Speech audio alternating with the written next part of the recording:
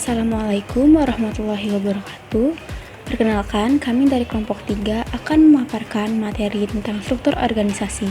Sebelum itu, kami akan memperkenalkan anggota kelompok kami dimulai dari saya, Indriana Triherawati, dengan NIM 1103620034. Perkenalkan, nama saya Fitria Rahmawati dengan NIM 1103620085. Perkenalkan, nama saya Tika Widyaningsih dengan NIM 110106200045. Saya Akbar Alvito dengan NIM 11036275. Perkenalkan, nama saya Anika Salsabila dengan NIM 11036237. Saya Rakan India dengan NIM 1103620095. Saya Nabila Karenisa berNIM 1103620093. Nama saya Gladys Serazen dengan NIM 1103620043. Perkenalkan, nama saya Rifki Tami Albehaki dengan NIM 1103620019. Terima kasih. Perkenalkan, nama saya Ervina Rizkia dengan nomor induk mahasiswa 1103620058. Pertama akan dibahas yaitu pengertian struktur organisasi. Struktur organisasi secara umum adalah suatu diagram yang menggambarkan rantai perintah, hubungan pekerjaan, tanggung jawab, rentang kendali, dan pimpinan organisasi yang berfungsi sebagai kerangka kerja dan tugas pekerjaan yang dibagi, dikelompokkan, dan dikoordinasi secara formal. Struktur organisasi ini menunjukkan alur perintah yang mengindikasikan jabatan pekerjaan yang harus dipertanggungjawabkan oleh masing-masing tipe karyawan.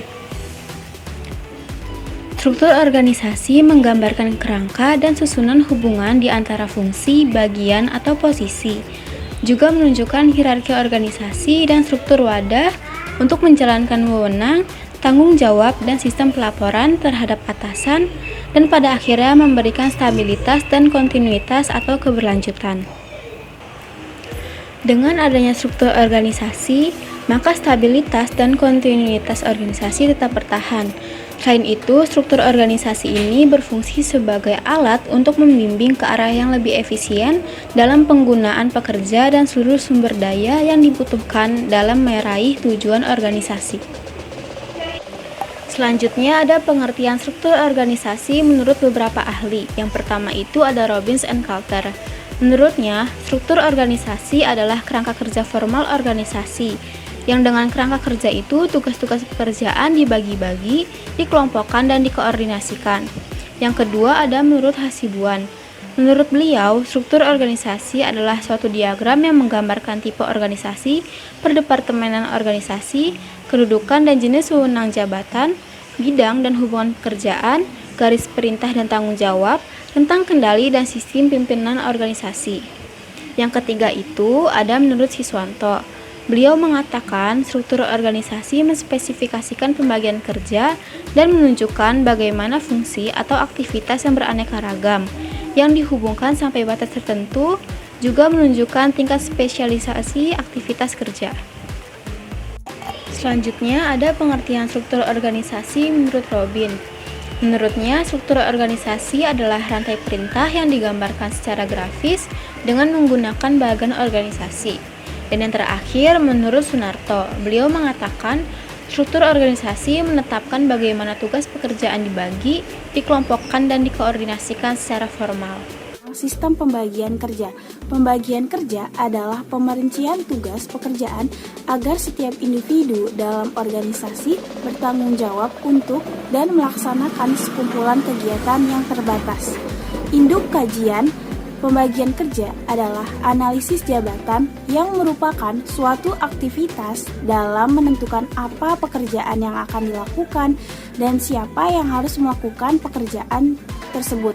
Aktivitas ini adalah sebuah upaya untuk menciptakan kualitas dari pekerjaan dan kualitas dari kinerja total suatu organisasi. Organisasi akan baik jika sumber daya manusia di dalamnya telah mampu melaksanakan pekerjaan masing-masing dengan jelas, spesifik, serta tidak memiliki peran ganda yang dapat menghambat proses pencapaian kinerja, sehingga analisis jabatan perlu dilakukan agar dapat mendesain organisasi serta menetapkan pembagian kerja, spesifikasi pekerjaan, dan evaluasi.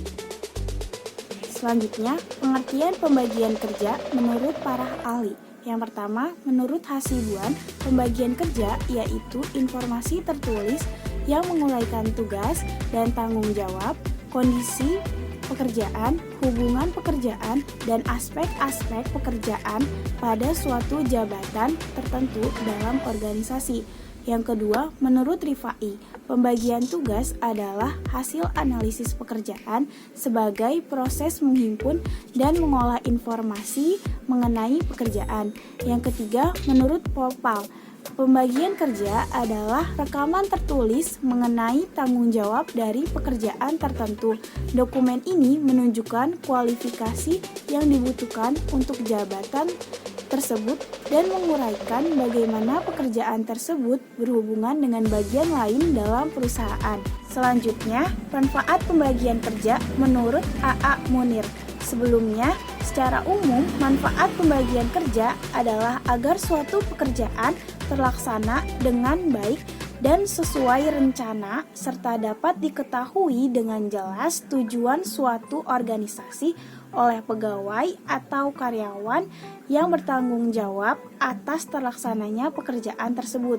Selanjutnya, A.A. Munir memberikan pendapatnya terkait manfaat pembagian kerja, yaitu yang pertama, memudahkan bagi seseorang untuk mengerjakan pekerjaannya tanpa harus menunggu perintah. Yang kedua, diketahui dengan jelas batas-batas tanggung jawab dan wewenang dari pekerjaan tersebut. Yang ketiga, tidak akan ditemui lagi keraguan dalam pemberian tugas. Yang keempat, memudahkan dalam melakukan pengawasan. Yang kelima, tidak akan terjadi benturan dalam pelaksanaan pekerjaan. Dan terakhir, menjadi tolak ukur pertimbangan dalam penentuan kebutuhan pendidikan. Penyusunan pembagian kerja. Dengan adanya pembagian kerja, maka dapat diuraikan 1. Identifikasi pekerjaan atau jabatan, yakni memberikan nama jabatan. 2. Hubungan tugas dan tanggung jawab, yakni perincian tugas dan tanggung jawab secara nyata diuraikan secara terpisah agar jelas diketahui. 3. Standar wewenang dan pekerjaan, yakni kewenangan dan prestasi yang harus dicapai harus jelas. 4. Syarat kerja harus diuraikan secara jelas untuk memudahkan anggota dalam melaksanakan tugasnya. 5. Ringkasan pekerjaan atau jabatan, hendaknya menguraikan bentuk umum pekerjaan dan menyatukan fungsi-fungsi dan tugas utamanya. 6. Penjelasan tugas, yakni harus dijelaskan jabatan awal dan jabatan akhir. Selanjutnya ada indikator pembagian kerja. 1. Penempatan karyawan. Penempatan karyawan ialah bahwa setiap pegawai atau karyawan telah ditempatkan sesuai dengan kemampuan, keahlian, dan pendidikan yang dimiliki. Sebab ketidaktepatan dalam menetapkan posisi akan menyebabkan jalannya pekerjaan menjadi kurang lancar dan tidak maksimal. 2. Beban kerja. Beban kerja adalah tugas pekerjaan yang dipercayakan untuk dikerjakan dan tanggung jawabkan oleh satu organisasi atau seorang pegawai. Beban kerja yang harus dilaksanakan karyawan hendaknya merata sehingga dapat dihindarkan adanya seorang karyawan yang mempunyai beban kerja tertentu banyak atau terlalu sedikit.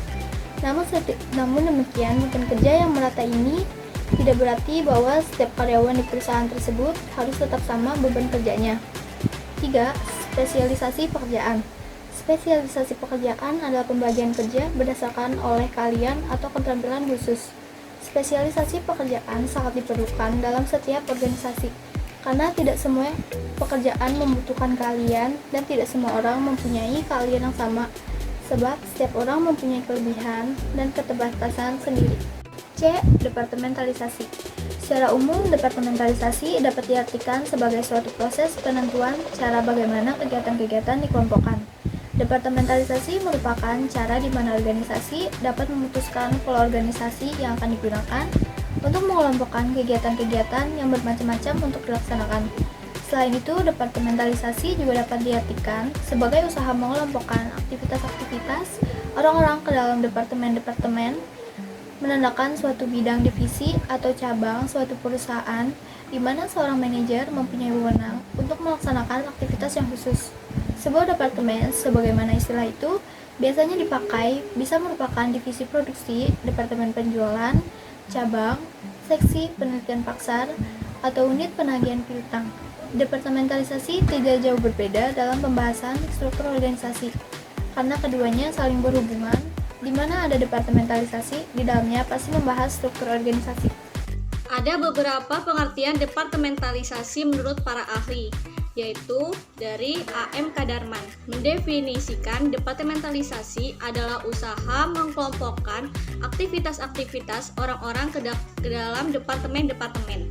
Departemen menandakan suatu bidang, divisi, atau cabang suatu perusahaan di mana seorang manajer mempunyai wewenang untuk melaksanakan aktivitas yang khusus. Yang kedua ada dari P. Siagian, menyatakan departementalisasi adalah proses merealisasi fungsi-fungsi menjadi satuan-satuan organisasi dengan berpedoman pada prinsip-prinsip organisasi.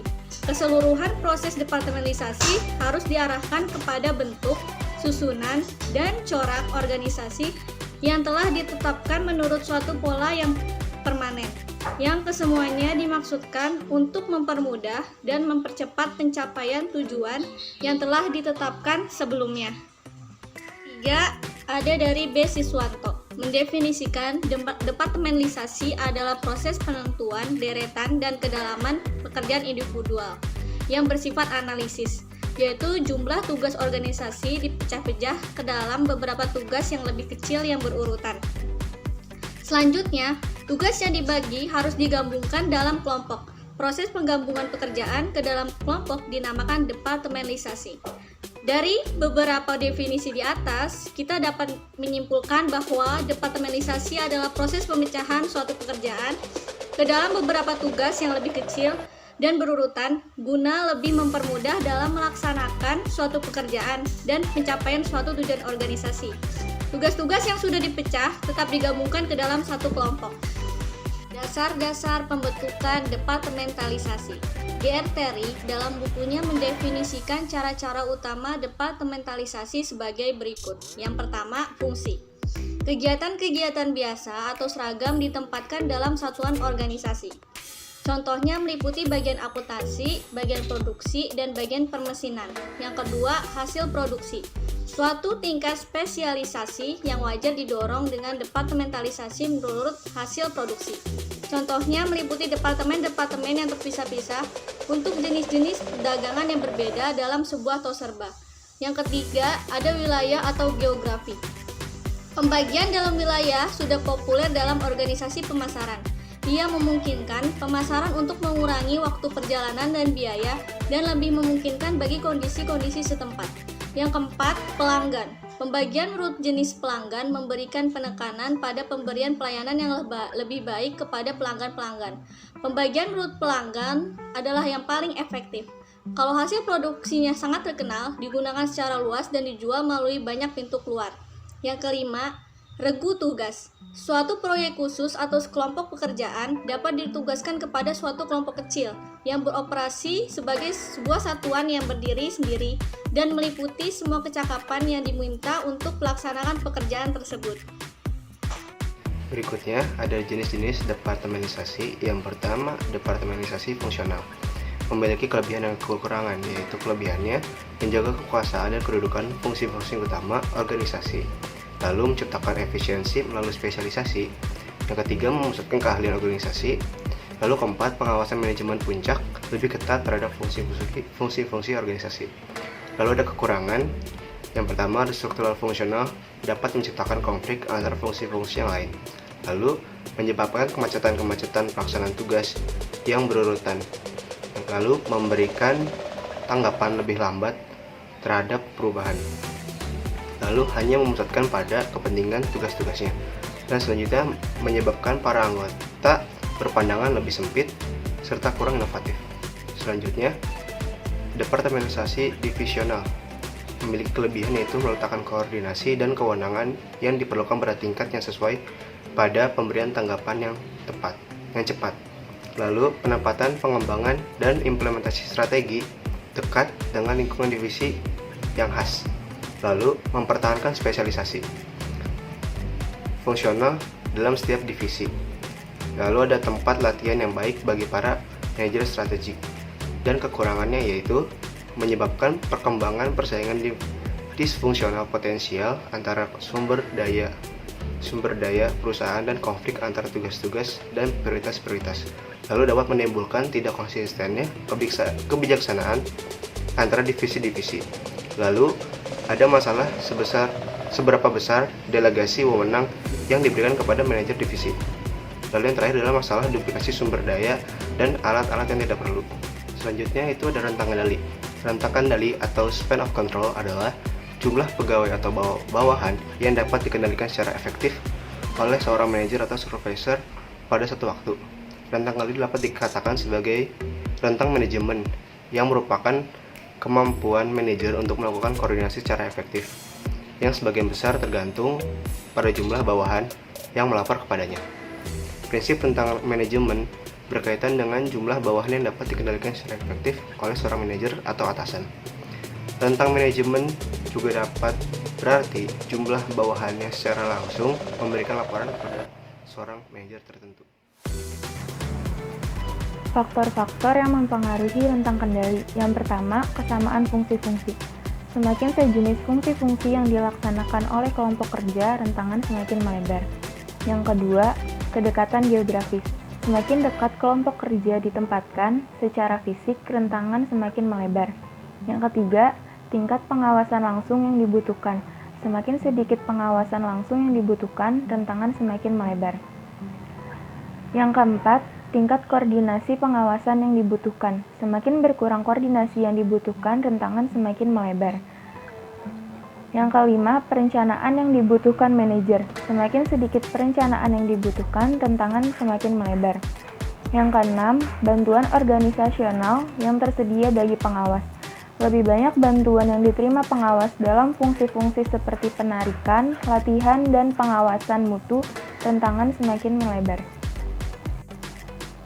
Sistem pelimpahan wewenang. Secara umum, pelimpahan wewenang adalah penyerahan sebagian hak untuk mengambil tindakan yang diperlukan agar tugas dan tanggung jawabnya dapat dilaksanakan dengan baik dari pejabat yang satu kepada pejabat yang lain.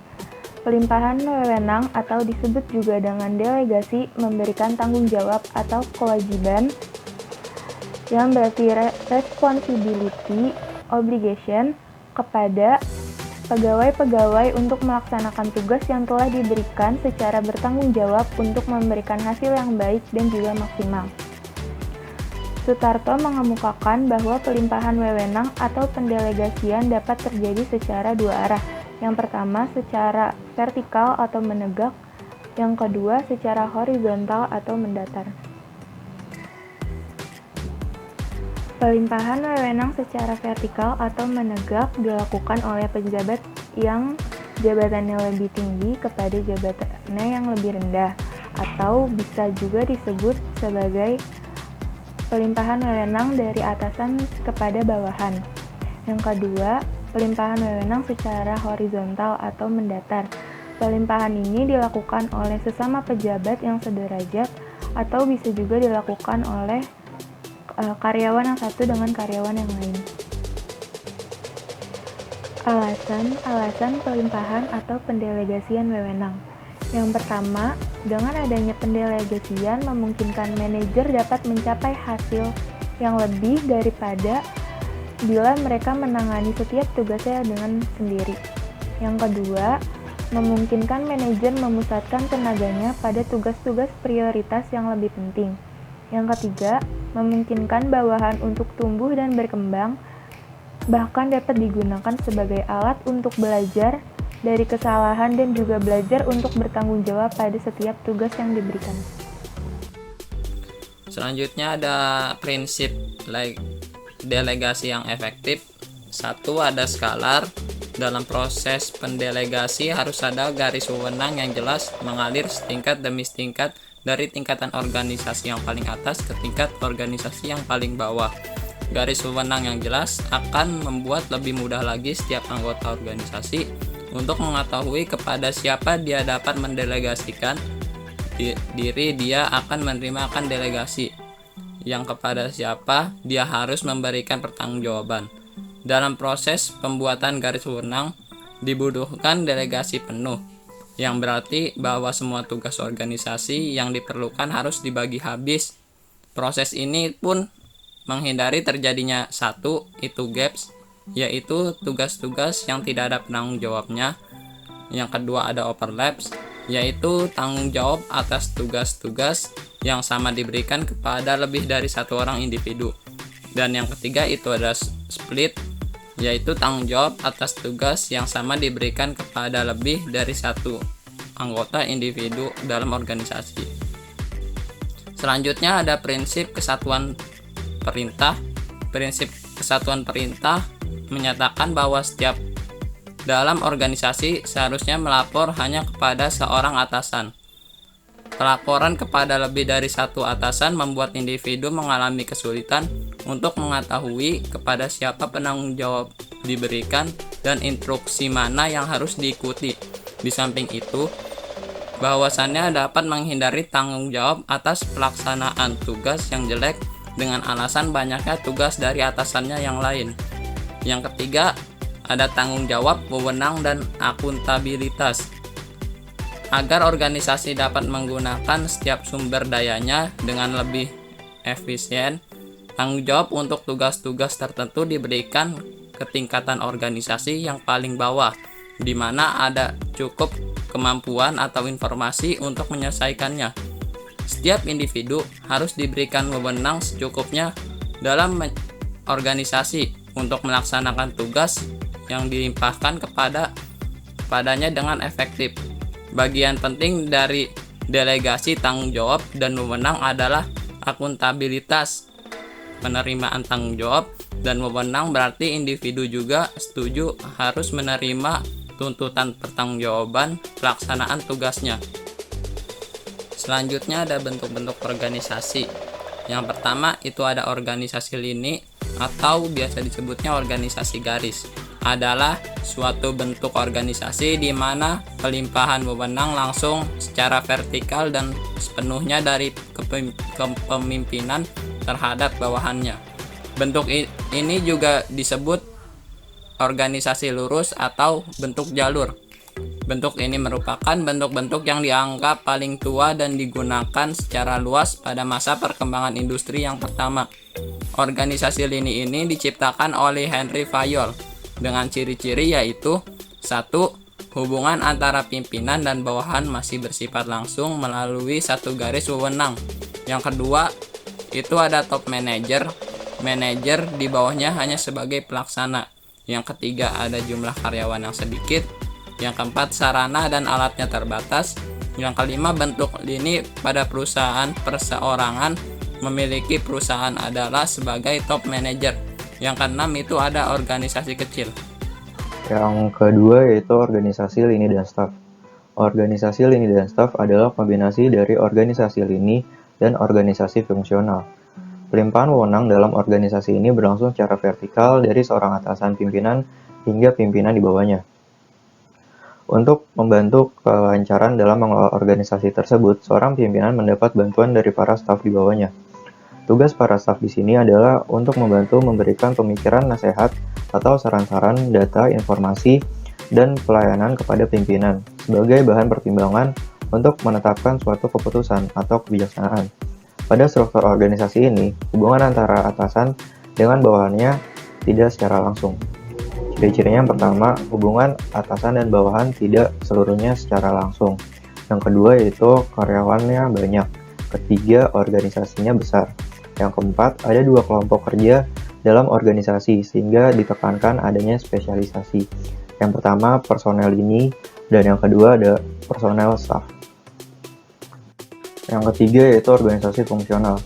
Organisasi fungsional diciptakan oleh F.W. Taylor, yaitu suatu bentuk organisasi di mana kekuasaan pimpinan dilimpahkan kepada para pejabat yang memimpin satuan di bawahnya dalam satuan bidang pekerjaan tertentu. Struktur ini berawal dari konsep adanya pimpinan yang tidak mempunyai bawahan yang jelas dan setiap atasan mempunyai wewenang memberi perintah kepada setiap bawahan sepanjang ada hubungan dengan fungsi atasan tersebut. Ciri-cirinya yaitu organisasinya kecil, lalu di dalamnya terdapat kelompok-kelompok kerja staf ahli, lalu spesialisasi dalam pelaksanaan tugas, lalu target yang hendak dicapai jelas dan pasti, yang terakhir pengawasan dilakukan secara ketat. Yang keempat yaitu organisasi lini dan fungsional. Organisasi lini dan fungsional adalah organisasi yang masing-masing anggota mempunyai wewenang yang sama dan pimpinannya kolektif. Ciri-cirinya yaitu tidak tampak adanya pembedaan tugas pokok dan bantuan. Yang kedua, spesialisasi secara praktis pada pejabat fungsional. Ketiga, pembagian kerja dan wewenang tidak membedakan perbedaan tingkat eselon. Keempat, struktur organisasi tidak begitu kompleks. Biasanya terdiri dari ketua, sekretaris, bendahara, ketua-ketua seksi, dan para petugas. Yang keempat, struktur organisasi secara relatif tidak permanen. Organisasi ini hanya dipakai sesuai kebutuhan atau kegiatan. Yang kelima yaitu tugas pimpinan dilaksanakan secara kolektif. Selanjutnya ada organisasi komite. Struktur organisasi komite adalah bentuk organisasi di mana tugas kepemimpinan dan tugas tertentu dilaksanakan secara kolektif oleh sekelompok pejabat yang berupa komite atau dewan atau board dengan pluralistik manajemen. Dalam struktur organisasi ini, setiap tugas kepemimpinan dan tugas khusus lainnya harus dilaksanakan dan dipertanggungjawabkan secara kolektif. Organisasi komite terdiri dari, yang pertama, eksekutif atau pemimpin komite, yang mana para anggotanya memiliki wewenang lini, dan yang kedua ada staf komite, yaitu orang-orang yang hanya mempunyai wewenang staf. Selanjutnya ada contoh gambar bentuk-bentuk struktur organisasi. Dapat dilihat yang pertama adalah organisasi lini, yang kedua adalah contoh organisasi lini dan staf, yang ketiga ada contoh bentuk organisasi fungsional, selanjutnya juga ada contoh bentuk organisasi lini dan fungsional, dan yang terakhir ada contoh bentuk organisasi komite. Struktur organisasi dalam sebuah organisasi biasa digambarkan dalam bentuk diagram struktur organisasi atau organization chart, yaitu suatu diagram yang menggambarkan pengaturan posisi kerja dalam organisasi yang diantaranya juga termasuk garis komunikasi dan wewenangnya. Bentuk-bentuk struktur organisasi itu ada 3 yang sering digunakan dalam organisasi. Yang pertama itu struktur organisasi fungsional. Struktur organisasi fungsional atau functional structure organization merupakan struktur organisasi yang paling umum digunakan oleh suatu organisasi. Pembagian kerja dalam bentuk struktur organisasi fungsional ini dilakukan berdasarkan fungsi manajemennya seperti keuangan, produksi, pemasaran, dan sumber daya manusia. Karyawan-karyawan yang memiliki keterampilan atau skill dan tugas yang sama akan dikelompokkan bersama ke dalam satu unit kerja. Struktur organisasi ini tepat untuk diterapkan pada organisasi atau perusahaan yang hanya menghasilkan beberapa jenis produk maupun layanan. Struktur organisasi bentuk ini dapat menekankan biaya operasional namun mengalami kesulitan dalam berkomunikasi antar unit kerja. Yang kedua itu struktur organisasi divisional atau divisional structure organization, yaitu struktur organisasi yang dikelompokkan berdasarkan kesamaan produk, layanan, pasar, dan letak geografis. Organisasi untuk divisional ini biasanya diterapkan di perusahaan yang berskala menengah ke atas. Hal ini dikarenakan biaya operasional akan lebih tinggi jika dibandingkan dengan bentuk organisasi fungsional. Yang ketiga ada struktur organisasi matriks, yaitu matrix structure organization, merupakan kombinasi dari struktur organisasi fungsional dan struktur organisasi divisional dan tujuannya untuk menutupi kekurangan-kekurangan yang terdapat pada kedua bentuk struktur organisasi tersebut. Struktur organisasi matriks ini sering juga disebut dengan struktur organisasi proyek karena karyawan yang berada di unit kerja fungsional juga harus mengerjakan kegiatan atau tugas proyek-proyek organisasi yang ditugaskan kepadanya. Struktur organisasi matriks ini mengakibatkan terjadinya multi komando di mana seorang karyawan diharuskan untuk melapor kepada dua pimpinan, yaitu pimpinan di unit kerja fungsional dan pimpinan proyek. Struktur organisasi ini biasanya digunakan oleh perusahaan yang berskala besar atau perusahaan-perusahaan multinasional. Sekian video penjelasan materi struktur organisasi untuk mata kuliah perilaku organisasi dari kelompok 3. Mohon maaf bila ada kesalahan kata dan juga penjelasan. Kami pamit undur diri. Wassalamualaikum warahmatullahi wabarakatuh.